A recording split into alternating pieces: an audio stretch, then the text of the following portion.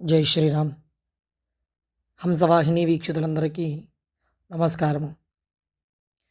ఈరోజు మనం కేదారేశ్వర స్వామివారి వ్రత విధానము ఏ విధంగా ఉంటుంది, ఏ విధంగా చేసుకోవాలి అనే దాని గురించి తెలుసుకుందాము. చంద్రుడు కృత్తికా నక్షత్రంతో కలిసి ఉన్న కార్తీక పౌర్ణమి పర్వదినమున ఈ కేదారేశ్వర స్వామివారి నోముని నోచుకోవాలి.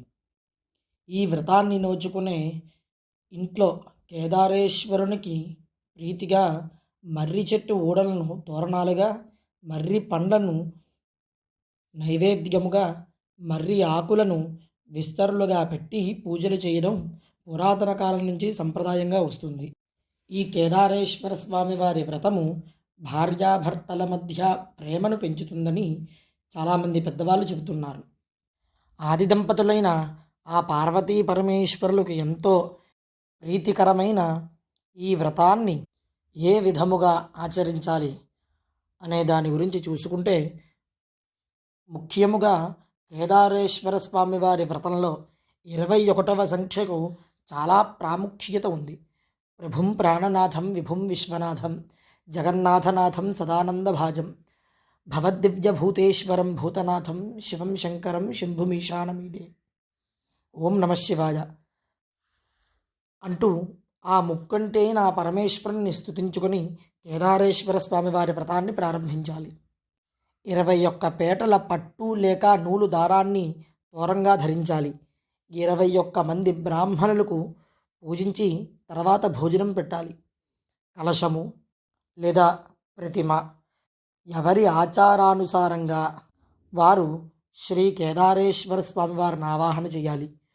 పూజలో గోధుమ పిండితో చేసిన 21 అరిసెలు, పాలు, పెరుగు, నెయ్యి, పాయసాలతో పాటు 21 రకాల ఫలాలను, కూరలను నైవేద్యంగా సమర్పించాలి. తప్పనిసరిగా తేనె ఉండాలని చెబుతుంటారు. ఈ వ్రతంలో 21వ సంఖ్యకు ప్రాముఖ్యత ఎందుకంటే, మానవుడు జన్మించే సమయంలో 21 దోషాలు అనే 21 రకాలైన దోషాలతో జన్మిస్తాడు. ఉదాహరణకు కడుపులో ఉండగా తల్లిని తన్నడం, ఈ రకంగా దోషాలు ఉంటాయి. ఆ కేదారేశ్వర స్వామి వారిని పూజించడం వల్ల ఈ రకాలైన దోషాలు నశిస్తాయి. మనం సమర్పించే నైవేద్య వస్తువుల్లో 21 దోషాలకు ఒక్కొక్కటి చెప్పున సమర్పణ చేస్తున్నాము. అరిసెలను గోధుమలతో చేయడం కూడా ఒక ఆరోగ్య జ్యోతిష్య రహస్యం ఉందని చెబుతుంటారు. గోధుమలు సూర్యునికి ప్రీతికరము. సూర్యుడు మనకు ఆయువునిచ్చేవానిగా జ్యోతిష్యం పేర్కొంది. సూర్యుడు అగ్నిస్వరూపంలో శివుని 3వ కన్నులో కాలాగ్ని అనే నామధేయంతో దాగి ఉన్నాడు. అనగా కేదారేశ్వరుణ్ణి పూజించడం వల్ల పరోక్షంగా ఆ సూర్యభగవాన్ని కూడా ఆరాధిస్తున్నాము. ఈ వ్రతాన్ని ఏకధాటిగా 21 సంవత్సరాల పాటు నిర్వహించి 21వ సంవత్సరంలోపు ఉద్యాపనం చెప్పుకోవాలి. మహిళలు పురుషులనే భేదం లేకుండా వ్రతం చేసుకునే రోజు ఇంటిల్లపాది కఠోర ఉపవాసమును ఉండి శివుడిని ధ్యానిస్తారు. నోములు నోచుకుంటారు. ఈ నోము నోచుకున్న వారికి అష్టైశ్వర్యాలకు, అన్నవస్త్రాలకు లోటు ఉండదని భక్తులకు అపారమైన నమ్మకం. పవిత్ర మనస్సులతో పరిశుభ్రమైన నీరు, ఆవుపాలు, చెరుకు, కొబ్బరికాయలు, తమలపాకులు, పువ్వులతో పూజ చేసి కర్పూర నీరాజనం చేస్తారు. అనంతరం నక్షత్ర దర్శనం చేసుకొని స్వామికి నివేదించిన వాటినే ప్రసాదంగా తీసుకుంటారు. ఈ విధంగా కేదారేశ్వర స్వామి వారి వ్రతం చేయడం ద్వారా ఇంట్లో ఉండే కుటుంబ సభ్యులందరూ కూడా ఆయురారోగ్యాలతో ఉంటారని పెద్దలు చెబుతూ ఉంటారు. ఇక శ్రీ కేదారేశ్వర స్వామి వారి వ్రత కథ చదువుకోవడం లేదా పురోహితుల చేత చెప్పించుకొని అక్షతలు శిరస్సు మీద ధరించాలి. సర్వం శ్రీ కేదారేశ్వర పాదారవిందార్పణమస్తు అని వ్రతాన్ని స్వామికి సమర్పణ చేయాలి. ఇదే వీడియోలో కేదారేశ్వర స్వామి వారి వ్రతకథ చెప్పాలని తలిచాను. పూర్వము పరమేశ్వరుని అర్ధాంగి పార్వతి తన పతి శరీరంలో అర్ధభాగం పొందే నిమిత్తము చేసిన వ్రతముగు కేదారేశ్వర వ్రతాన్ని గురించి చెబుతున్నాను. శ్రద్ధతో వినవలసింది అని సూత మహర్షి శౌనకాదులకు చెప్పారు. శివుడు పార్వతీ సమేతుడై కైలాసంలో నిండు సభలో కూర్చొని ఉన్నాడు. సిద్ధ సాధ్య కింపురుష యక్ష గంధర్వులు ఆ పరమేశ్వరుని సేవిస్తున్నారు. దేవగణములు మునిగణములు ఆ పరమేశ్వరుని స్తుతిస్తున్నారు. ఋషులు మునులు అగ్ని వాయువు వరుణుడు సూర్యుడు చంద్రుడు తారలు గ్రహాలు ప్రమథగణాలు కుమారస్వామి వినాయకుడు వీరభద్రుడు నందీశ్వరుడు సభలో ఉపవిష్టులై ఉన్నారు. నారద తుంబురాదులు శివలీలను గానం చేస్తున్నారు. రసాల తమల వకుల నారికేల చందన పనస జంబూ వృక్షములతోనూ చంపక పున్నాగ పారిజాతాది పుష్పాలతోనూ మణిమయ మకుటకాంతులతో చెలువొందే నదీనద పర్వతములతోనూ చతుర్దశ భువనాలు పులకిస్తున్నాయి. అలాంటి ఆనంద కోలాహలములలో భృంగిరిటి అనబడే శివభక్త శ్రేష్ఠుడు ఆనంద పులకింతుడై నాట్యం చేయసాగాడు. అతడు వినోద సంభరితములైన నాట్య గతులతో సభాసదులను పరమేశ్వరుని మెప్పిస్తూ ఉన్నాడు. శివుడు అతన్ని అభినందించి సింహాసనం పైన ఉన్న పార్వతిని వీడి సింహాసనము నుండి లేచి భృంగిరిటిని తన అమృతహస్తంతో తట్టి ఆశీర్వదించాడు. అదే అదనులో భృంగి మొదలైన వందిమాగాదులు ఆ పరమేశ్వరునికి ప్రదక్షిణం చేసి నమస్కరించారు. ఇది గమనించిన పార్వతి భర్తను చేరి, నాథా, నన్ను విడిచి మీకు మాత్రమే వీరెలా నమస్కరించిరి? ఆటపాటలతో మిమ్మల్ని మెప్పించి మీ నుండి నన్ను వేరుపరిచి ఇలా ఎలా చేశారు అని ప్రశ్నించింది. అప్పుడు పరమేశ్వరుడు సతీమణి పార్వతిని సందిటకు తీసుకొని, దేవి, పరమార్థ విధులైన యోగులు నీ వలన ప్రయోజనం కలుగచేయబడవని నిన్ను ఇలా ఉపేక్షించి నాకు మాత్రమే నమస్కరించారు అని జవాబునిచ్చాడు.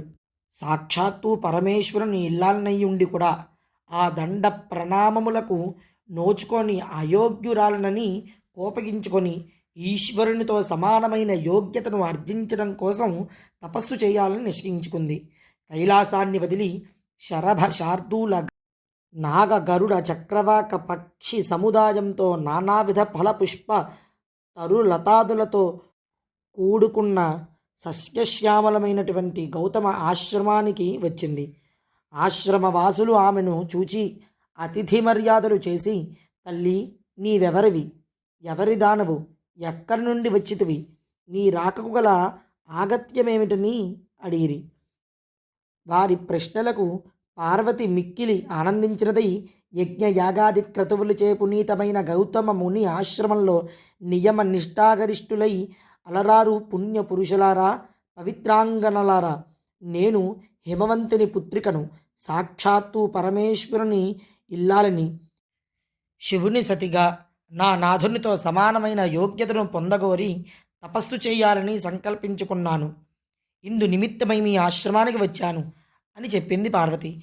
మహర్షులారా, జగత్ కళ్యాణాభిలాషులారా, నేను ఆశించిన ఫలాన్ని పొంది శివుని అర్ధాంగినై తరించడానికి తగిన వ్రతాన్ని నాకు ఉపదేశించండి అని పార్వతి వారిని కోరుకుంది. అందులకు గౌతమ మహర్షి, జగన్మాత, నీకు తెలియనదా? అయినా లోక కళ్యాణార్థమై నేను చెబుతాను. పార్వతి, ఈప్సితార్థదాయకమైన ఉత్తమ వ్రతం ఒకటి ఉంది. అది కేదారేశ్వర వ్రతం. నీవు ఆ వ్రతాన్ని ఆచరించి మనోభీష్ట సిద్ధిని పొందవలసింది అన్నాడు గౌతమ మహర్షి. వ్రత విధానాన్ని వివరించమని పార్వతి గౌతముణ్ణి కోరింది. జగజ్జనని, ఈ వ్రతాన్ని భాద్రపద మాసంలో శుక్లపక్ష అష్టమిలో ఆచరించాలి. ఆ రోజున శుచిగా స్నానాదులు ఆచరించి నిర్మలమైన మనస్సుతో మంగళకరములైన 21 దారములతో చేతికి తోరమును ధరించాలి. షోడశోపచార విధులతో స్వామికి పూజను నిర్వహించి ఆ రోజున ఉపవాసము ఉండవలను. మరునాడు విప్రులకు భోజనం పెట్టి ఆ తరువాత ఆహారమును తీసుకోవాలి. ఇలా వ్రతాన్ని ఆరంభించిన రోజు నుండి అమావాస్య వరకు పూజాక్రమముతో ఆ కేదారేశ్వరుణ్ణి ఆరాధించాలి. ఇంకా ధాన్యరాశిని పోసి అందులో పూర్ణకుంభాన్ని ఉంచి 21 పర్యాయములు సూత్రమును చుట్టి పట్టు వస్త్రముతో దానిని కప్పియుంచి నవరత్నములు కానీ సువర్ణము కానీ ఉంచి గంధ పుష్పాక్షతలతో పూజించాలి. దేవి 21 మంది బ్రాహ్మణులను రప్పించి వారి పాదములను కడిగి కూర్చుండబెట్టి యథావిధిగా ధూప దీప నైవేద్య గంధ పుష్పాక్షతలతో పూజించి భక్ష్య భోజ్య నైవేద్యాదులను కదలీ ఫలాలు పనసలు ఆరగింపచేసి తాంబూల దక్షిణలిచ్చి వారిని తృప్తిపరచాలి. ఈ విధంగా వ్రతమును ఆచరించిన వారిని పరమేశ్వరుడు అనుగ్రహించి మనోభీష్ట సిద్ధిని కలుగు చేస్తాడు అని గౌతముడు పార్వతికి వివరించాడు. ఆ గౌతమ మహర్షి చెప్పిన విధి విధానాలను ఆచరించి పార్వతి కేదారేశ్వర వ్రతాన్ని నిష్ఠగా భక్తితో చేసింది. పరమేశ్వరుడు ఆమె చేసిన ఆ వ్రతానికి సంతుష్టుడై ఆమె అభీష్టానుసారంగా తన మేనులో సగభాగాన్ని పార్వతికి అనుగ్రహించాడు. ఆ జగన్మాత సంతోషకరంగా భర్తతో నిజ నివాసమైన కైలాసానికి చేరింది. కొంతకాలానికి శివభక్తపరాయణుడైన చిత్రాంగదుడు అనే గంధర్వుడు నందికేశ్వరుని వలన కేదారేశ్వర వ్రతాన్ని దాని మహత్తును విన్నవాడి మనుష్యలోకానికి దానిని చేయగోరి దివి నుండి భువికి చేరుకొని ఉజ్జయిని నగరంలో ప్రవేశించి ఆ నగరాన్ని పరిపాలిస్తున్న రాజు వజ్రదంతుడికి కేదార వ్రత విధానాన్ని వివరించాడు. వజ్రదంతుడు ఆ వ్రతాన్ని ఆచరించి శివానుగ్రహంతో సార్వభౌముడయ్యాడు. ఆ తరువాత ఉజ్జయిని నగరంలో గల వైశ్యుడికి పుణ్యవతి భాగ్యవతి అనే 2 కుమార్తెలు ఉన్నారు. వారు ఒకరోజు తండ్రిని చేరి, జనక, మాకు కేదార వ్రతం చేయడానికి అనుమతి ఇవ్వండి అని అడిగారు. అందుకు అతను, బిడ్డలారా, నేను దరిద్రుడను, సామాగ్రులను సమకూర్చగల పాటివాడును కూడా కాను, మీరా ఆలోచన మానుకోండి అని పలికాడు. అందుకు ఆ వైశ్య పుత్రికలు, తండ్రి, నీ ఆజ్ఞయే మాకు ధనము, మాకు అనుమతిని ఇవ్వవలసింది అని కోరారు. వారిద్దరూ ఒక వటవృక్షం కింద కూర్చొని తోరము కట్టుకొని పూజను భక్తితో చేసుకున్నారు. మాహేశ్వరుడు వారికి పూజా సామగ్రిని అనుగ్రహించాడు. వారు కల్పోక్తముగా వ్రతమును ఆచరించారు. శివుడు సాక్షాత్కరించి వారికి ఐశ్వర్యాదులు, సుందర రూపాలను ప్రసాదించి అంతర్ధానమయ్యాడు. ఆ వైశ్య పుత్రికలకు యుక్త వయసు వచ్చింది. సౌందర్య సోయగం కలిగిన ఆ వైశ్య పుత్రికలలో పెద్దామె పుణ్యవతిని ఉజ్జయిని నగర మహారాజు, చిన్నామె భాగ్యవతిని చోళభూపాలుడు వివాహం చేసుకున్నారు. వారి తండ్రి అయిన వైశ్యుడు ధనధాన్య సమృద్ధితో రాజభోగాదులతో పుత్రులను పొంది సుఖంగా జీవిస్తూ ఉన్నాడు. మరి కొంతకాలానికి చిన్న కుమార్తె భాగ్యవతి ఐశ్వర్య మధోన్మత్తురాలై కేదారేశ్వర వ్రతాన్ని మరిచిపోయింది. అందువల్ల ఈశ్వరానుగ్రహం కోల్పోయింది. ఆమె భర్త ఆగ్రహానికి గురైంది. ఆమె భర్త ఆమెను కుమారుణ్ణి రాజ్యము నుండి వెడలుగొట్టవేశాడు. ఆమె పడరాని పాటలు పడుతూ ఒక భోజవాని ఇంట ఆశ్రయం పొందింది. ఒకనాడు ఆమె తన కుమారుణ్ణి చెంతకు పిలిచి, నాయనా, నీ పెద్ద తల్లి ఉజ్జయినీపురం మహారాణి, ఆమె వద్దకు వెళ్ళి మన దీన స్థితిని వివరించి ఆమెని సహాయమర్జించి తీసుకొని రావలసిందని చెప్పి పంపించింది. అతడు ఉజ్జయినికి వెళ్ళి తమ దుస్థితిని వివరించాడు. ఆమె కొంత ధనమిచ్చి కుమారుణ్ణి సాగనంపింది. అతడు తిరిగి వస్తుండగా మార్గమధ్యములో మహేశ్వరుడు చోరుని రూపంలో వానిని అడ్డగించి అతని వద్ద గల ధనాన్ని కొల్లగొట్టాడు. అతడు జరిగిన దానికి మిక్కిలి విచారించి మరలా పెద్ద తల్లి వద్దకు వెళ్ళి జరిగిన సంగతిని వివరించాడు. ఆమె మరలా కొంత ధనాన్నిచ్చి పంపించింది. ఈ పర్యాయము కూడా మార్గమధ్యములో చోరు రూపుడైన శివుడు ఆ సొమ్మును తీసుకొని పోయాడు.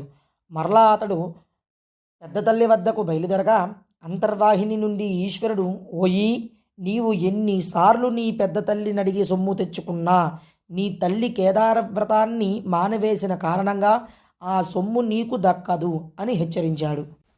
ఆ మాటలు విన్న అతడు తిన్నగా పెద్ద తల్లి వద్దకు వెళ్ళి తాను విన్న మాటలను తిరిగి చెప్పాడు. అప్పుడు ఆమె బాగా ఆలోచించి అతని చేత కేదార వ్రతం చేయించి డబ్బు ఇచ్చి పంపింది.